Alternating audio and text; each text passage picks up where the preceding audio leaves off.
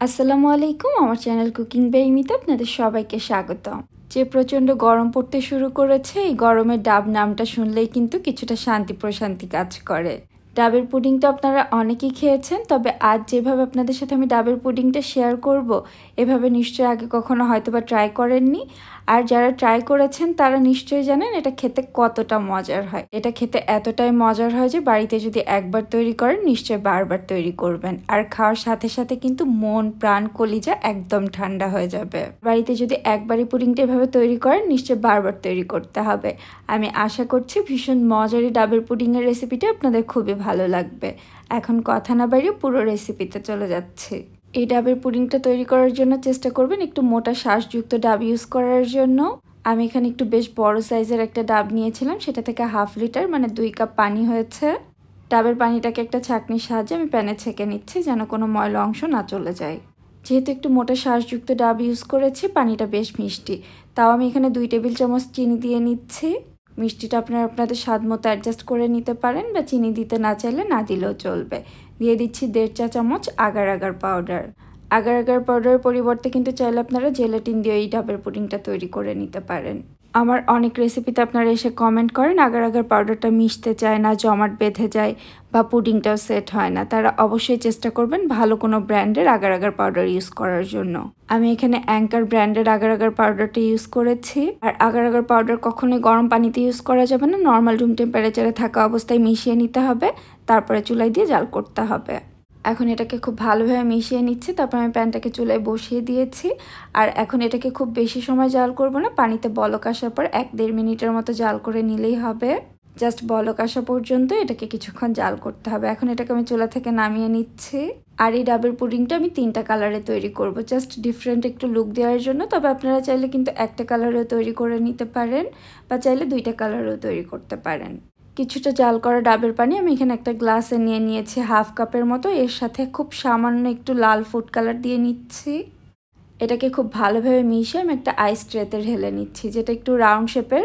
তবে কিন্তু এটা অপশনাল, আপনারা চাইলে যে কোনো প্লেন বাটিতেও ঢালতে পারেন, স্কোয়ার শেপে কেটে নিতে পারেন। আর এখানে কিছুটা ট্রান্সপারেন্ট কালারে তৈরি করব, সেজন্য এখানে একটা ছোট বাটিতে কিছুটা নিয়ে নিচ্ছি, আর কিছুটা আরেকটু বড় বাটিতে নিয়ে নিচ্ছি। এটাতে আমি খুব সামান্য একটু গ্রিন ফুড কালার মিশিয়ে নিচ্ছি। আমি প্রথমেই বলেছি কালারটা কিন্তু অপশনাল, আপনারা দিতে চাইলে দিতে পারেন বা না দিতে চাইলে না দিলেও চলবে। এখন এগুলোকে সেট হওয়ার জন্য একটা সাইডে রেখে দিচ্ছি। কিছুটা ঠান্ডা হয়ে গেলে নর্মাল ফ্রিজে 20 মিনিটের মতো রেখে দিলেই কিন্তু এই পুডিংটা পুরোপুরি সেট হয়ে যাবে। পুডিংটাকে সেট হতে রেখে এখানে আমি ডাবের শাঁসটা উঠিয়ে নিয়েছি। দেখে নিশ্চয়ই বুঝতে পারছেন একটু মোটা শাঁসটা এখানে আমি ইউজ করেছি। পেছনের ময়লা অংশটাকেও কেটে নিয়েছি। এখন একটু ছোট ছোট পিস করে নিচ্ছি, এগুলোকে আমি ব্লেন্ড করে নিব। একটু মোটা ডাবের শাঁসটা, তবে এটা কিন্তু খুব বেশি শক্ত হয়ে যায়নি। খুব বেশি শক্ত বা খুব বেশি নরম ডাবের শাঁসটা ইউজ করলে কিন্তু এই টেস্টটা পাবেন না। আমি ছোট ছোট টুকরো করে কেটে নেওয়ার পর এগুলোকে একটা ব্লেন্ডারের জারে নিয়ে নিচ্ছি।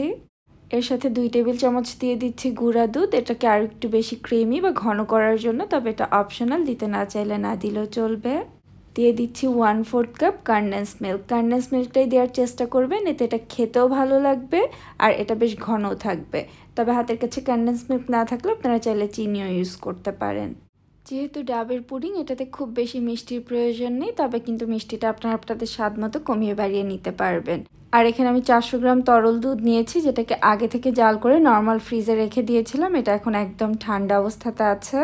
এখন এই দুধটা সবটুকু একবারে দিচ্ছি না, অল্প কিছুটা দুধ দিয়ে এটাকে খুব ভালোভাবে ব্লেন্ড করে একদম স্মুথ করে নিব।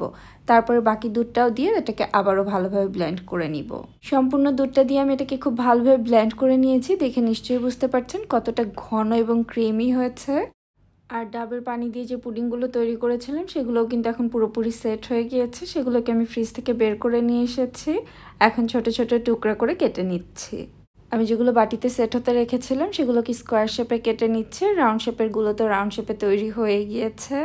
এভাবে ডাবের পুডিংটা যদি আগে কখনো ট্রাই না করে থাকেন অবশ্যই একবার ট্রাই করতে ভুলবেন না।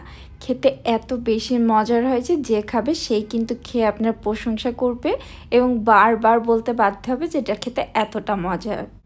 এখন এগুলোকে ঠান্ডা ঠান্ডা সার্ভ করার পালা। ডাবের যে শাঁসগুলোকে ব্লেন্ড করে নিয়েছিলাম সেটাকে এখন একটা বাটিতে ঢেলে নিচ্ছি।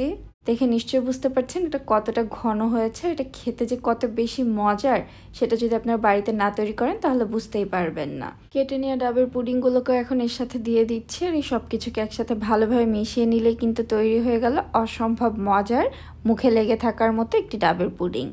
রেসিপিটা আপনারা বাড়িতে ট্রাই করতে পারেন, আর যদি এভাবে ট্রাই করে থাকেন আমাকে কমেন্ট সেকশনে জানাতে ভুলবেন না আপনাদের কেমন লাগলো।